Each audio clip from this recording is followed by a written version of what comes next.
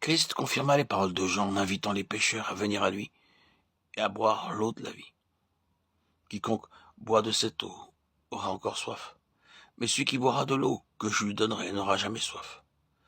Et l'eau que je lui donnerai deviendra en lui une source d'eau qui jaillira jusque dans la vie éternelle. Jean 4, 14. Si quelqu'un a soif, qu'il vienne à moi et qu'il boive. Celui qui croit en moi, des fleuves d'eau vive couleront de son sein. Jean 7, 37, 38. Le Christ promit d'accorder un don à celui qui accepterait le salut.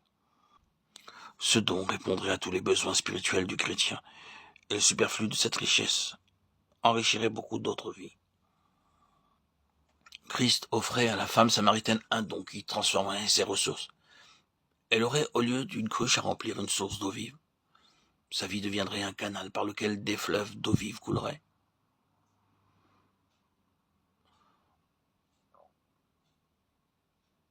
Le Saint-Esprit, don de Dieu aux croyants, nous dit explicitement ce que serait ce don. Il dit cela de l'Esprit que devaient recevoir ceux qui croiraient en lui. Car l'Esprit n'était pas encore, parce que Jésus n'avait pas encore été glorifié. Jean 7, 39. Remarquez que dans ces versets, Jésus nous dit trois choses. Ce qu'était le don, l'Esprit, à qui il était donné, à ceux qui croiraient en lui, quand il serait donné, quand Jésus serait glorifié.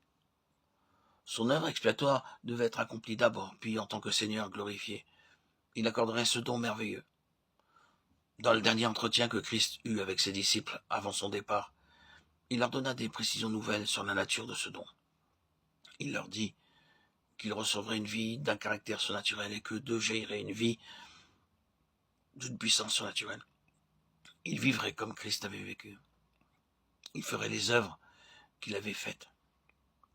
Pour pouvoir à l'entretien de cette puissance, il promit qu'un autre consolateur viendrait et ferait sa demeure permanente en eux.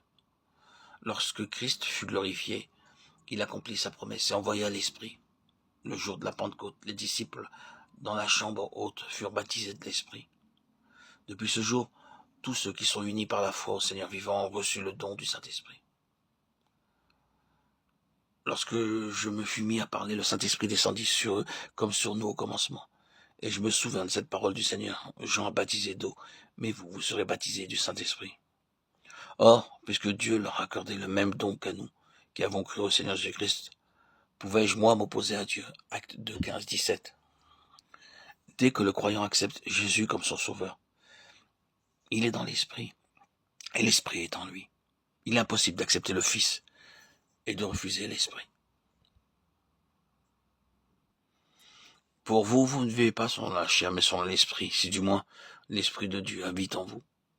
Si quelqu'un n'a pas l'Esprit de Christ, il ne lui appartient pas. Romains 8, 9.